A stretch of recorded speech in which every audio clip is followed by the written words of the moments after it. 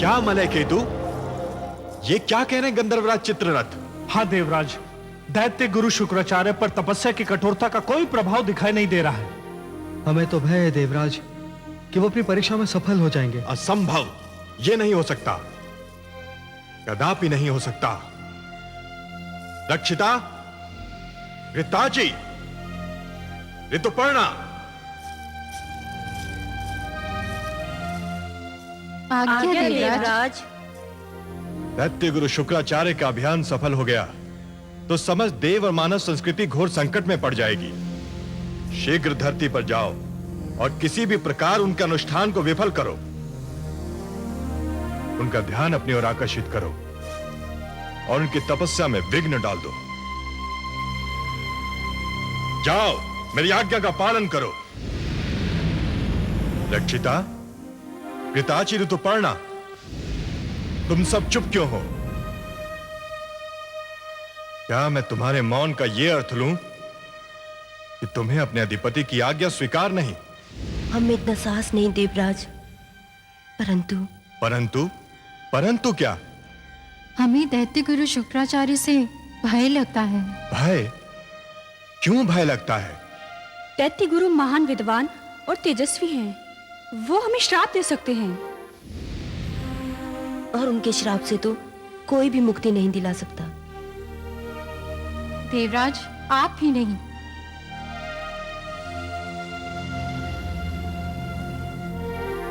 ये सत्य है, परंतु फिर होगा क्या?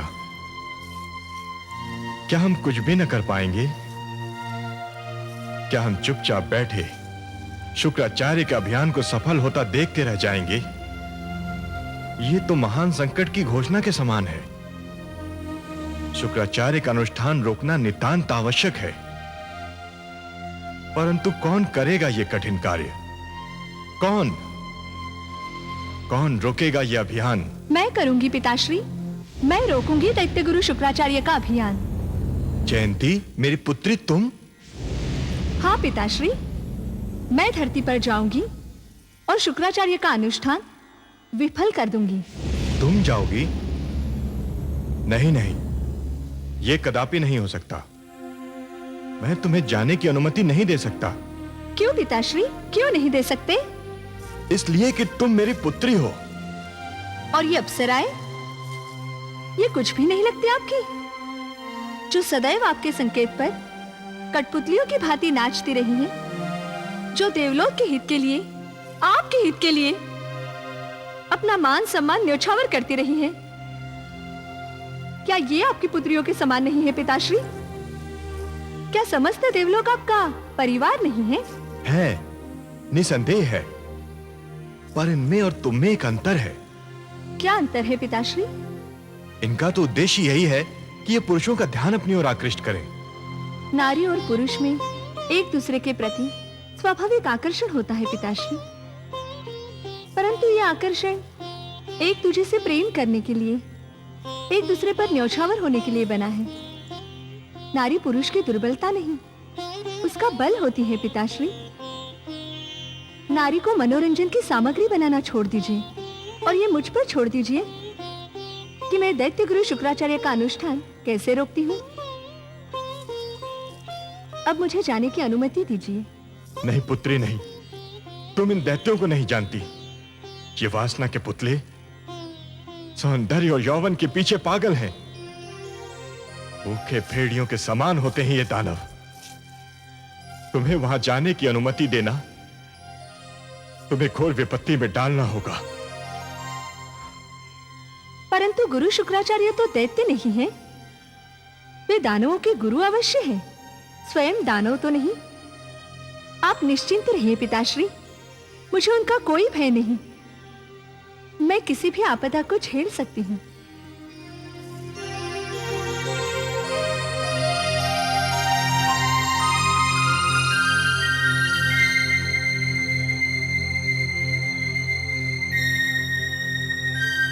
हे सर्वेश्वर, ये घटना तो बहुत विचित्र मोड़ ले रही है। अब तो देवराज इंद्र की पुत्री जयंती भी इस भयंकर खेल में कूद पड़ी है। भय महादेवी, भय। जो भी हो रहा है उसका कारण देवराज इंद्र का भय ही है। यदि भूल का आभास समय पर ना हो तो वो भूल एक दिन भय में परिवर्तित हो जाती है। देवराज इंद्र को अब आभास हुआ है कि अपने अभिमान में उन्होंने दैत्य गुरु शुक्राचार्य की शक्ति का अनुमान नहीं लगाया था। अब उन्हें यह भय भी हो रहा है कि देवराज के हाथ से यह देवलोक की सत्ता छिन जाएगी। सत्ता छिन जाने का भय विवेक को नष्ट कर देता है। परंतु हे नारायण, जयंती को इस भयंकर खेल में कूदने की क्या आवश्यकता थी? इसका कारण भी भय है देवी। जयंती को यह भय है कि कहीं उसके पिता का सम्मान नष्ट न हो जाए। यद्यपि परिवार के सम्मान के लिए परिवार की यह एकता सराहनीय है, परंतु शुक्राचार्य के अनुष्ठान को भंग करने का निर्णय कदापि सराहनीय नहीं है। यह एक अनुचित कार्य होगा देवी।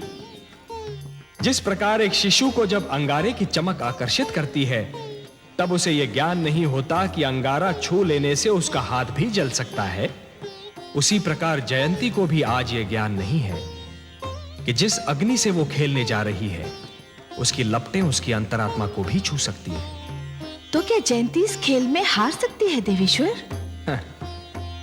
हार और जीत में अंतर करना कभी कभी कठिन हो जाता है महादेवी। कोई हार कर भी जीत जाता है तो कोई जीत कर हार जाता है। आप तो बस देखती जाइए कि जयंती अब क्या करती है और कैसे करती है।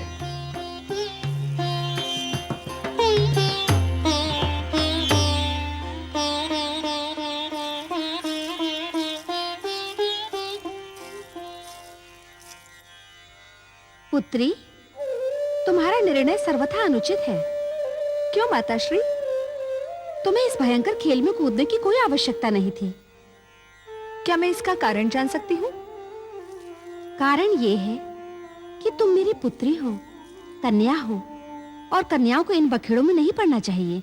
माते, मुझे आश्चर्य हो रहा है कि आप परिवार के सम्मान को बखेड़ा कह रही हैं। कुछ भी हो, कन्याओं के लिए कुछ सीमाएं बनाई गई हैं, और उन सीमाओं से बाहर निकलना उनके लिए अच्छा नहीं होता।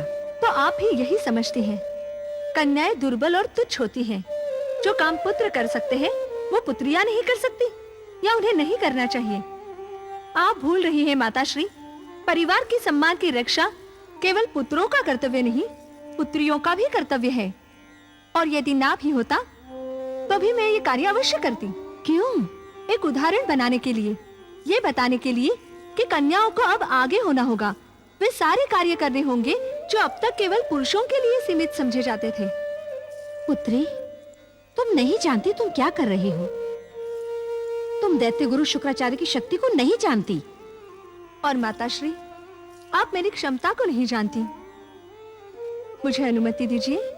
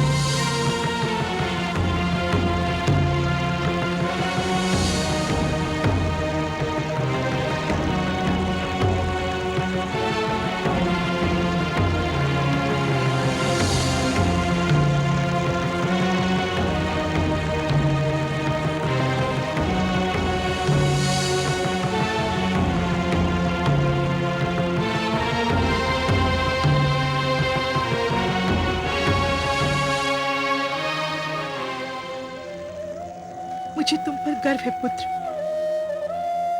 जो कार्य तुम कर रहे हो वो तुम्हारा नाम संसार में अमर कर देगा। धन्य हो तुम पुत्र। तुम्हारा प्रयत्न सफल हो, तुम्हारी कामना पूर्ण हो, इसके लिए मैंने भी आज से अन्न और जल दोनों का त्याग कर दिया है। जब तक तुम्हारा अनुष्ठान पूरा नहीं होगा तब तक ना कुछ खाऊंगी और ना कुछ पीऊंगी। मेरा मेरा आशीर्वाद सदैव तुम्हारे साथ है। वो सदैव तुम्हें बल प्रदान करेगा।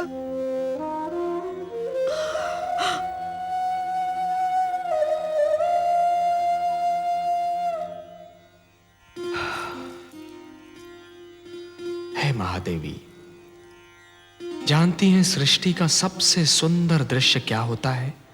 हाँ कमल नयन, वो दृश्य जिसे देखकर आपका मुख पुष्प की भांति खिल उठता है, वही दृश्य जो हमने अभी देखा। आपने ठीक कहा महादेवी, आपने मेरे मन की बात कह दी। जब मां अपने पुत्र का दुख बांटने का प्रयास करती है तो मुझे लगता है कि सृष्टि का निर्माण निरर्थक नहीं था। लगता है जैसे सृष्टि के निर्माण का उद्देश्य पूरा हो गया हो। हे कमल नयन, माता और संतान का संबंध सृष्टि का सबसे सुंदर और सबसे शक्तिशाली संबंध है।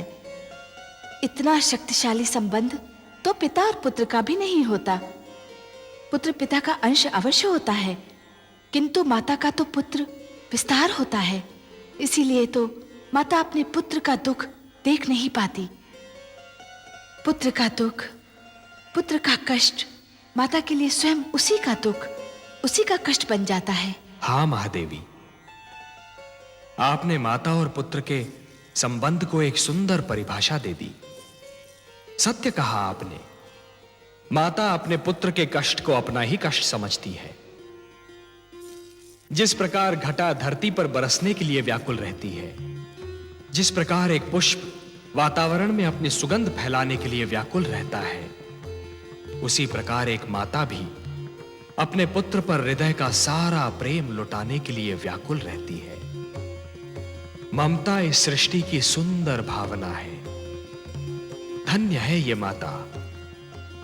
मैं ऐसी माताओं को प्रणाम करता हूं।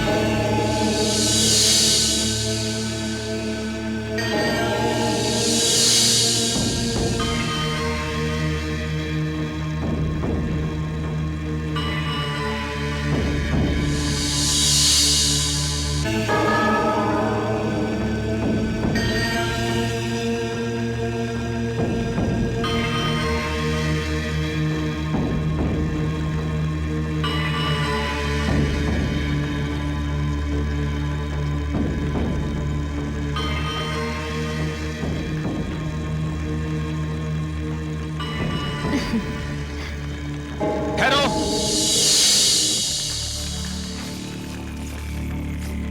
कौन हो तुम? मैं गुरु शुक्राचार्य की शिष्या हूँ श्रीमान। हिमालय पर तपस्या करती हूँ। मुझे समाचार मिला कि मेरे गुरु अपने जीवन को दांव पर लगाकर अनुष्ठान कर रहे हैं, तो मैं उनके दर्शन को चली आई। दर्शन कर लिए, अब लौट जाओ। हाँ दैत्यराज, गुरु के दर्शन से तो मैं धन्य हो गई, परंतु अब क्या चाहती हो तुम? गुरुदेव अनुष्ठान में भाग लेने के उद्देश्य से मैं थोड़ा सा चंदन साथ लाई थी। आप अनुमति दे दे तो इसे अग्नि में डाल दूं?